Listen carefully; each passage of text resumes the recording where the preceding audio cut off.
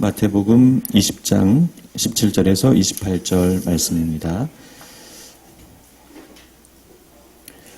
네, 제가 읽어드리도록 하겠습니다.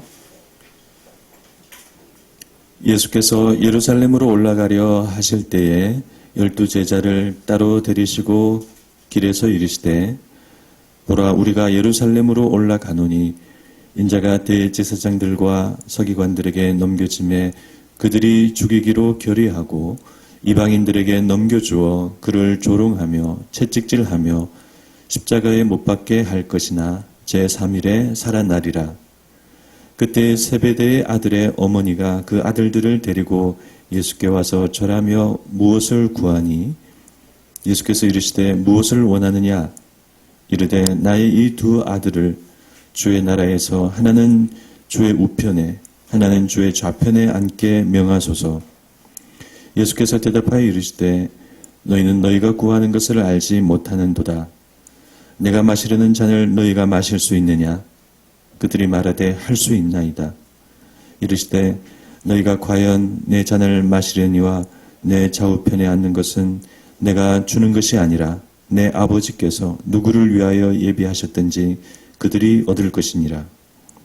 열 제자가 듣고 그 두 형제에 대하여 분이 여기거늘 예수께서 제자들을 불러다가 이르시되 이방인의 집권자들이 그들을 임의로 주관하고 그 고관들이 그들에게 권세를 부리는 줄을 너희가 알거니와 너희 중에는 그렇지 않아야 하나니 너희 중에 누구든지 크고자 하는 자는 너희를 섬기는 자가 되고 너희 중에 누구든지 으뜸이 되고자 하는 자는 너희의 종이 되어야 하리라.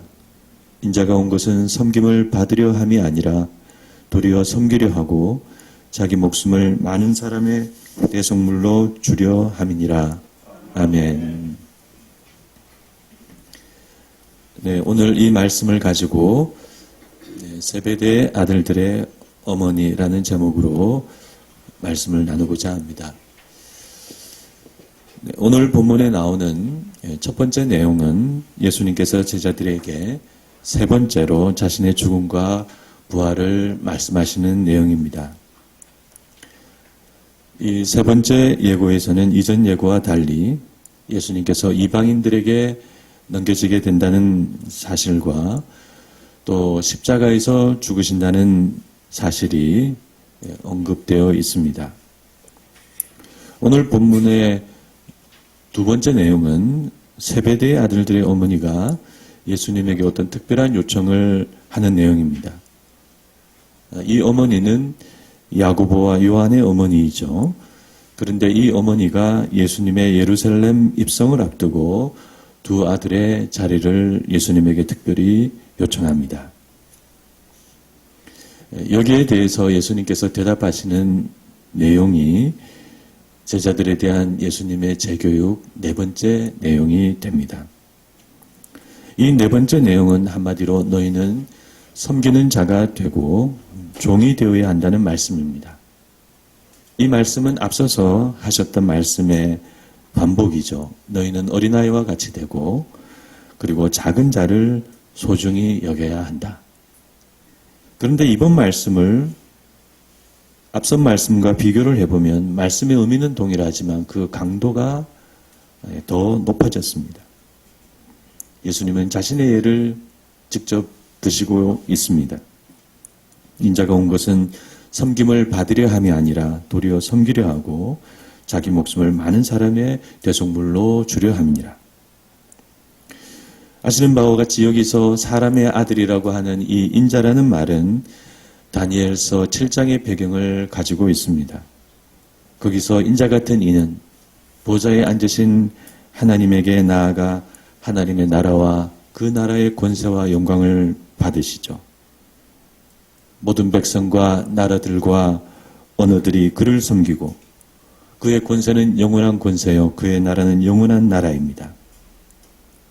그래서 이 인자라는 말은 말 자체로는 단순히 사람의 아들이라는 말이지만 그 배경에는 이와 같은 엄청난 의미가 담겨 있는 것입니다. 그분은 영원한 왕이신 것입니다. 그런데 예수님은 지금 자신을 그런 인자로 말씀하시면서 나는 오히려 섬기려 왔고 자기 목숨을 많은 사람의 대속물로 주려 한다고 말씀하고 계십니다. 그러므로 우리는 지금 예수님께서 이렇게까지 말씀하시는 뜻을 잘 이해해야 하겠습니다. 어떤 분은 이 말씀을 그저 그분의 죽음이 우리 죄를 대속하신다는 그런 대속의 의미로만 생각합니다.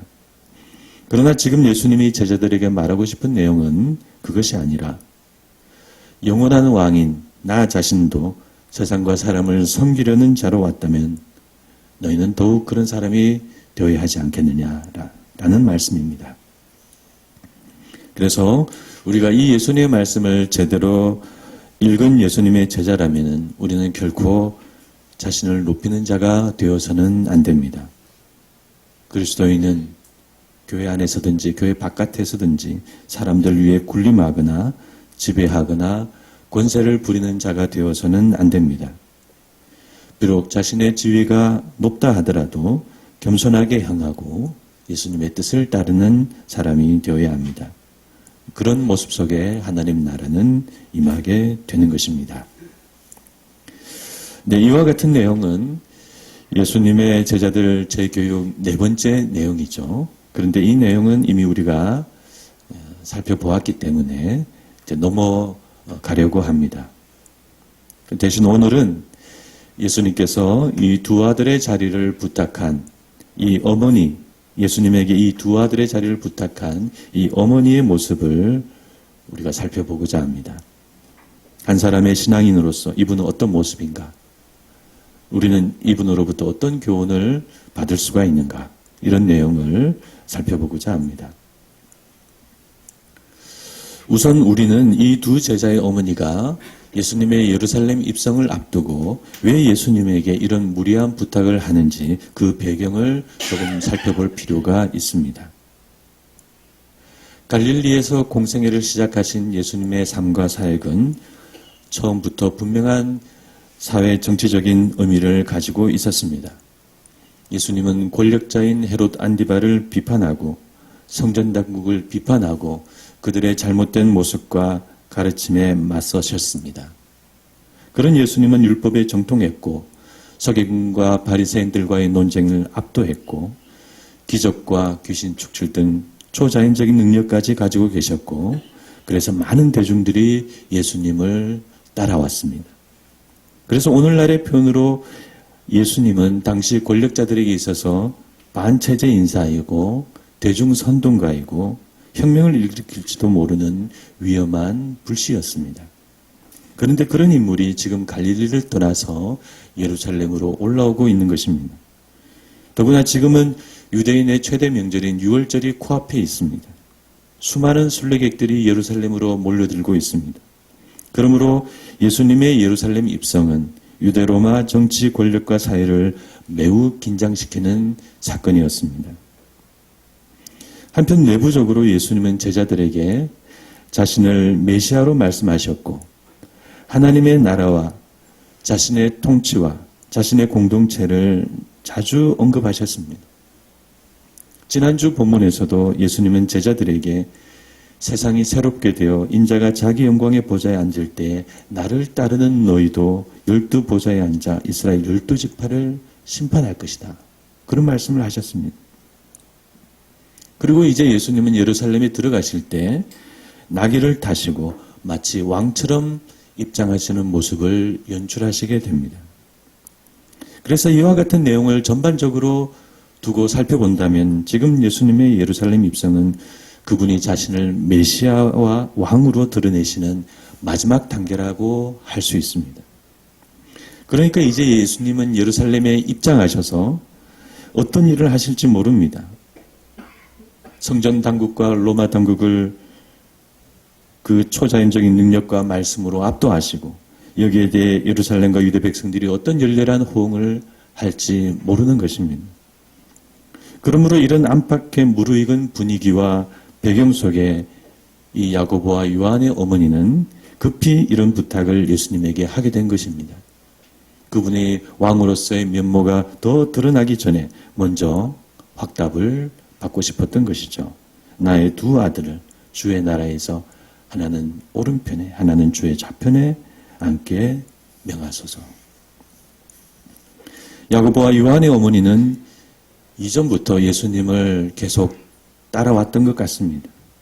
예수님과 제자들을 동행하며 돕는 여인들이 몇 명 있었는데 이 어머니는 그 여인들 중에 한 명이었습니다. 이 어머니는 나중에 예수님이 십자가에 달리실 때 그 모습을 멀리서 바라보며 끝까지 그 자리를 지킨 그런 여인입니다.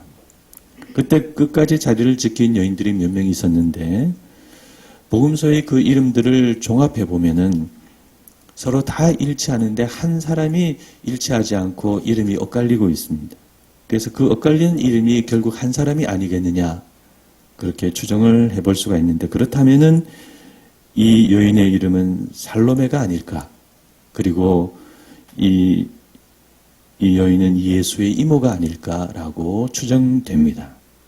그래서 그렇게 예수님과 가까운 사이였기 때문에 자기 두 아들을 부탁하였는지도 모릅니다.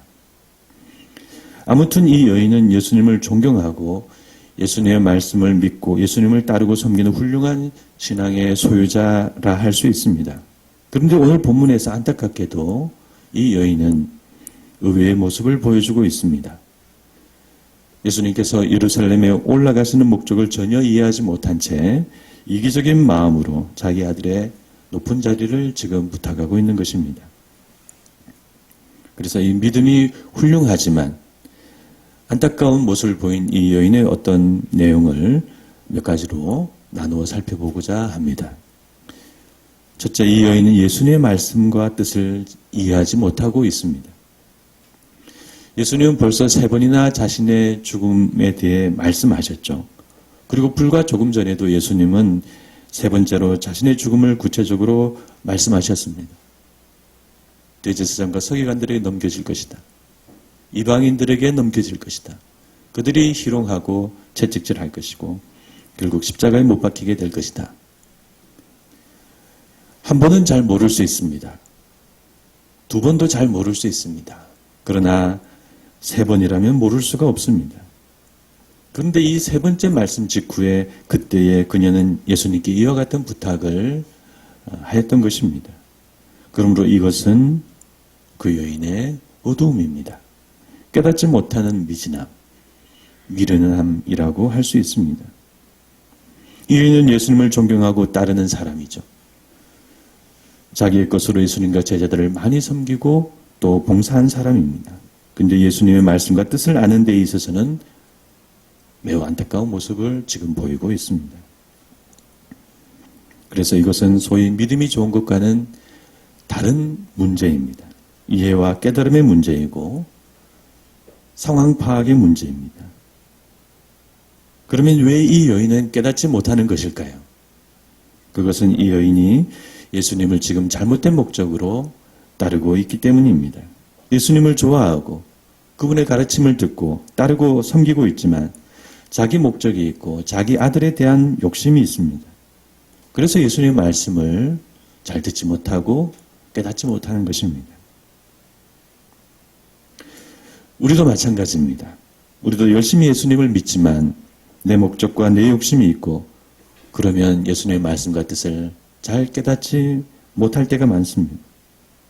그러므로 우리도 보다 나은 신앙이 되기 위해서는 단순히 소위 믿음이 좋다라는 그런 모습을 넘어서야 합니다. 열심만 있고 믿음만 좋은 신앙이 아니라 하나님의 말씀과 뜻을 이해하고 거기에 순종하는 신앙이 되어야 합니다. 물론 말씀만 많이 알고 하나님의 뜻만 청산유수처럼 말하는 사람이 되어서는 안 되죠. 그러나 주님의 뜻을 이해하지 못한 채 열심히 믿기만 해서는 좋은 신앙이 될 수 없습니다. 지금 예수님은 십자가의 죽음을 향해서 예루살렘으로 올라가고 계십니다. 우리의 믿음과 신앙은 전인적인 성격을 갖고 있습니다. 우리의 신앙은 그 신앙이 자랄 때 우리의 모든 부분이 자라고 성장하고 밝아지는 특징이 있습니다. 한 사람에게 말씀이 들어가고 신앙이 들어간다는 것은 그 사람의 믿음만이 아니라 그 사람의 생각과 판단과 심령과 삶과 생활 방식 등 전인적인 차원의 하나님의 빛이 들어간다는 의미입니다. 그래서 예수님을 믿으면 단순히 천국만 가는 것이 아니라 새 사람이 되고 생각이 달라지고 언어가 달라지고 생활 방식이 달라집니다. 우리 영혼을 소성시키고 우리 생각을 지혜롭게 하고 우리 마음을 정직하게 하고 우리 눈을 밝게 합니다. 그래서 새로운 길이 보이는 것입니다. 그것이 복음의 역사이고 성령의 역사인 줄 믿습니다. 그러므로 그런 변화와 성장 없이 열심만 있고 내 믿음만 있는 것은 아직 인간적인 믿음이라고 할 수 있습니다. 우리는 그런 인간적인 믿음에서 하나님의 뜻을 알고 이해하는 그런 믿음으로 올라가야 합니다. 아직 예수님의 말씀과 뜻을 제대로 알지 못하는 이 여인의 어두운 모습은 우리들에게 그런 면에서 교훈을 주고 있습니다. 아무쪼록 하나님께서 여러분의 전 인격과 전 삶에 계속 빛을 비추어 주시기를 간절히 빕니다. 두 번째로 이 여인은 잘못된 것을 또한 잘못된 방법으로 구하고 있습니다. 이 여인은 자신의 두 아들을 하나는 주의 우편에 하나는 주의 좌편에 앉게 해달라고 구하고 있습니다. 잘못된 요청이죠. 지금까지 예수님은 그렇게 가르치지 않으셨는데 계속 이것을 구하고 있습니다. 그 자리가 어떤 자리입니까? 나중에 이 여인은 골고다 언덕에서 그 자리가 어떤 자리인지 눈물을 흘리면서 보게 됩니다. 십자가에 달리신 예수님의 오른편 자리와 왼편 자리. 자신은 결과적으로 바로 그것을 예수님께 구하였던 것입니다. 그러므로 영광의 높은 자리를 구하는 것은 그것은 우리의 기도가 되어서는 안 됩니다. 그런 점에서 우리 교회 안에 오래된 잘못된 기도 하나가 있습니다. 머리가 될지언정 꼬리가 되지 않게 하시고. 예전에 그런 기도를 많이 했습니다. 저도 그런 기도를 많이 받고 자랐습니다. 그러나 그 기도는 잘못된 기도입니다. 우리가 그때 많이 가난했기 때문에 그런 기도를 많이 했던 것 같습니다. 그러나 이제는 달라져야 하겠습니다. 머리가 아니라 꼬리가 되게 해주세요. 물론 꼭 그렇게 기도할 필요는 없지만 어디 가서든 소금과 빛이 되게 해주시고 사람들의 사랑과 칭찬을 받는 사람이 되게 해주십시오. 그렇게 기도하는 것이 더 좋겠습니다. 주께서 원수의 목전에서 내게 상을 베푸시고 내 머리에 기름을 부으셨으니 내 잔이 넘치나이다. 우리가 이 시편 23편 말씀을 좋아합니다. 그러나 이 말씀은 사실은 하나님의 나라에서 이루어질 우리의 미래입니다. 그 미래를 우리의 현실과 생애에서 자꾸 추구하고 기도하게 되면 우리 신앙은 변질될 수밖에 없습니다. 그러므로 우리는 잘못된 것을 기도하지 않도록 주의해야 하겠습니다. 무조건 합격을 기도하고 무조건 잘되기를 기도하고 무조건 올라가기를 기도하고 그러나 때로는 함께 내리는 비를 맞고 함께 고난을 받는 것이 하나님의 뜻인지도 모릅니다. 모두가 함께 어려운 시대 속에 나만 잘 되려고 하는 것이 하나님의 뜻일까요? 우리는 최선을 다해 자기를 실현하고 자기 행복을 도모해야 하겠지만 하나님과 이 시대와 힘든 현실을 함께 돌아보는 사람이 되어야 하겠습니다. 한편 이 여인은 잘못된 것을 구하는 것도 잘못이지만 그것을 잘못된 방법으로 구한 잘못도 있습니다. 내용도 잘못되었지만 방법도 지금 잘못되었습니다. 두 아들의 특별한 자리를 요구하면서 다른 제자들과 아무런 이야기를 나누지 않았습니다. 무엇보다도 그때 제자 그룹 안에서 첫째는 베드로였습니다. 베드로와도 아무런 의논이 없었습니다. 함께 동고동락했던 다른 제자들을 다 제쳐두고 아무런 의논도 하지 않고 그리고 예수님께만 이 말씀을 드리면 그 제자 그룹 안에서의 어떤 일이 일어나겠습니까? 오늘 말씀을 보면은 다른 제자들이 이것을 듣고 분이 여겼다고 했습니다. 네, 예수님을 믿고 따르고 섬기고 그런 훌륭한 모습이 분명히 있지만 다른 제자들을 조금도 생각하지 않고 자기 아들만 생각하는 이기적인 모습이 어떻게 좋은 신앙이 될 수가 있겠습니까? 지금 세상 사람들은 기독교인을 이기적인 사람들이라고 비난합니다. 믿음만을 부르짖은 기독교는 하나님께만 잘하고 내 잘못도 하나님께만 회개하기만 하면 되는 그런 이기적인 종교가 되었습니다. 사람들과 소통하지 않고 일방적인 전도를 하고 교회 주변에 폐를 끼치고 자기 희생 없이 축복만을 좋아하는 그런 이기적인 모습이 되었습니다. 그래서 교회 안에서도 이런 문제가 자주 일어납니다. 하나님은 열심히 믿지만 이기적인 신앙이 되어 함께 좋은 공동체를 만들지 못합니다. 겉으로는 큰 교회인데 안으로 들어가 보면 하나가 되지 못하고 다 나눠져 있는 교회들이 많이 있습니다. 다른 사람들을 생각하는 것, 내 아들만 잘 되는 것이 아니라 함께 잘 되는 것, 그리고 최소한 함께 의논하고 이야기라도 하는 그런 과정을 거치는 것, 그 여인은 그렇게 해야 했습니다. 우리는 그런 마음과 태도로 이 세상을 살아가야 하겠습니다. 사실은 그런 모습이 좋은 신앙입니다. 우리가 하나님 아니라면 꼭 그렇게 살 필요가 없죠. 내 생각만 하고 살면 그만입니다. 그러나 하나님은 온 세상을 지으신 분이시고 온 세상을 사랑하시는 분이십니다. 예수님도 12제자를 모두 다 사랑하시는 분이십니다. 누구 하나를 특별히 아끼고 특별하게 자리를 보장해 주시는 그런 예수님이 아니십니다.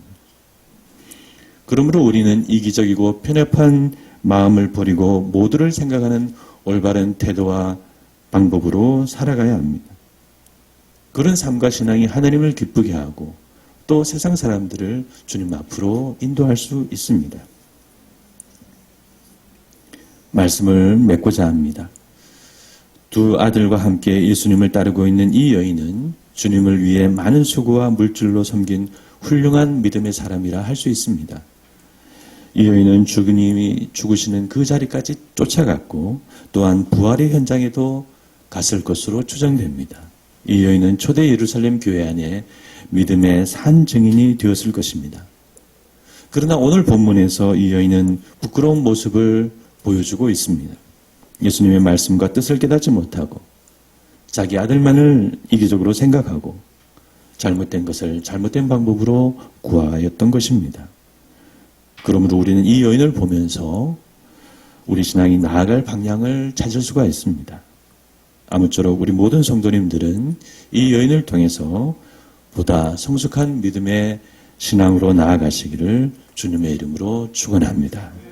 네, 기도하시겠습니다.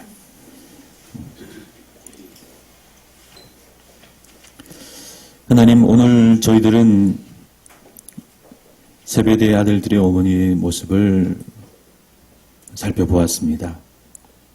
훌륭하게 모든 것을 다 들여서 주님을 따르고 섬기고 있는 분이지만 오늘 본문에서만큼은 안타까운 모습을 보여주고 있습니다. 하나님, 우리도 열심히 주님을 따르고 있지만 이런 부족한 모습이 있지 않나. 하나님, 저희들을 돌아보게 하여 주시옵소서.